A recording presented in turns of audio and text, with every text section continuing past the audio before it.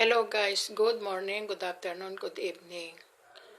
In this video, I want to share with you about my experience from grade 1 until I finish in college.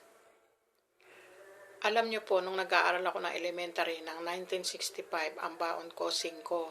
Ang hirap ng buhay na pinagdadaanan ko. Piruin mo, umaasa lang kami sa bukid. Pag nakaani sa bukid, may pera. Pag walang ani sa bukid, walang pera.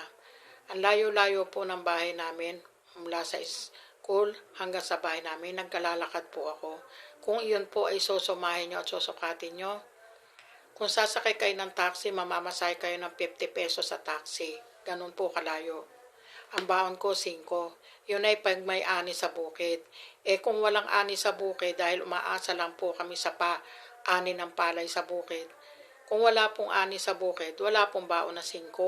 Kaya ang ginagawa ko po, nung nag-aaral ako ng elementary, para ako'y magkaroon ng baon at huwag ako mahinto sa pag-aaral, ako po ay namimitas ng bayabas sa bakura namin.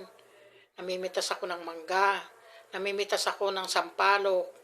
Kung ano ang bagay na mapipitas ko doon para itinda sa mga classmate ko, gusto kong magkapera. Ganon po ang ginagawa ko dahil ayoko naman pong pumasok ng walang baon. Nagtataka naman po ang parents ko kung bakit pag uwi ko may pera ako.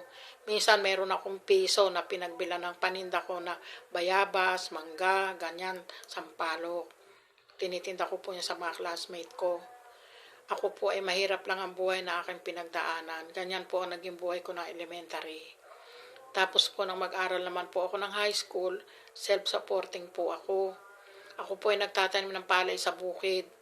Hanggat kumakapit ang linta sa binti ko, nagtatatarangkot, umaatungal ako ng iyak sa bukid. Ganyan po ang buhay na pinagdaanan ko nung ako ay bata pa. Na hindi ko po naisip na ngayon ay nandito na ako sa ibang bansa, nag-abroad. 26 years na pong nag-abroad sa Saudi bilang isang mananahi. Noon naman pong ako ay high school, ang karanasan ko po, para lang po ako makapag-aral, maglalakad ako mula sa Palapala hanggang sa Pinaod doon sa pinapasukan ko ng high school. Naglalakad po ako yan dahil wala po akong baon. Ang baon ko po ay manggagaling sa ani sa bukid. Kailan yon? July, taniman ng palay. Mag-aani November. So, hintayin pang makaani bago magkaroon ng baon. Ang ginagawa ko po noong ako nag-aaral ng high school, paglabas ko sa school sa hapon, pupunta ako doon sa bakery ng classmate ko. Meron po akong classmate, meron silang bakery. Naglilinis po ako sa bakery, nagwawalis-walis sa bakery paglabas ng hapon sa school. Tapos po, nagsisilid ako ng tinapay sa supot na plastic sa bakery. Uupahan naman po ako ng may-ari ng bakery ng 2 piso. Noon pong araw, ang 2 piso ay equivalent ng 2,000 pesos sa ngayon. Ang piso po nung araw ay equivalent sa ngayon ng 1,000. Ganon po ang value ng pera nung ako nag-aaral ng elementary at high school. Ang hirap pong pinagdaanan ko ay hindi biro-biro. Sa kagustuhan ko po makapag-aral, nararanasan ko po mag-self-supporting, nararanasan ko po maglakad. Ganyan po ako nung high school. At kapag ka naman po Biyernes ng hapon, nanduro naman po ako sa tahian ni Aling Marina sa Kapihan. Nananahi po ako ng mga baby dress doon. Minsan po, susweldohan ako ni Aling Marina ng 3 piso. Biyernes hanggang Linggo, nananahi ako doon. At Lunes ng umaga, babalik po ako sa school. Dahil nag-aaral po ako ng high school. Uuwi po ako sa bahay namin, sa Palapala, Lunes na ng hapon, galing sa school. Ganyan po ang routine ko noong ako'y nag-aaral ng elementary at high school. Para lang po ako'y makatapos ng high school. Tapos po noon naman po ako'y nag-aaral ng college, sa Jose Rizal College. Self-supporting din po ako. Hindi po ako katulad ng mga estudyante na umasa sa parents. Ako po ay self-supporting. Nananahi po ako alas 7 ng umaga hanggang alas 2 ng hapon. Pagdating po ng alas 3 ng hapon, papasok ako sa school sa Jose Rizal College. Alas 3 ng hapon hanggang alas 9 ng gabi, nag-aaral po ako ng education sa Jose Rizal College. Hanggat sa makatapos po ako ng college. Ganyan po ang buhay ko nung araw. Self-supporting po ako.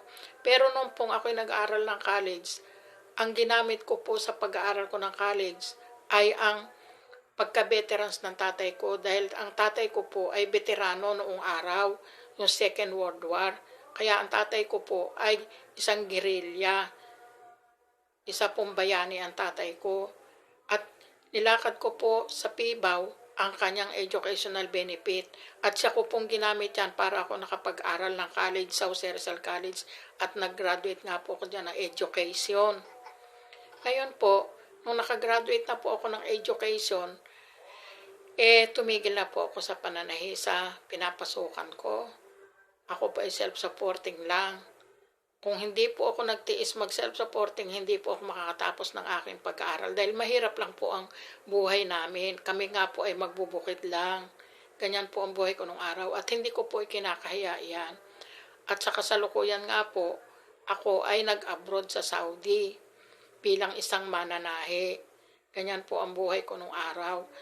Ang dami kong hirap na pinagdaanan. Kung iisip-isipin nyo po, yung hirap na pinagdaanan ko na yan, baka kung kayo lumagay sa sitwasyon ko, baka hindi nyo na maisip na mag-aral pa. Oh, this is my life story. Thanks for watching. Please share my video and comment. Like, comment, and share. Bye-bye. Thanks for watching. God bless you.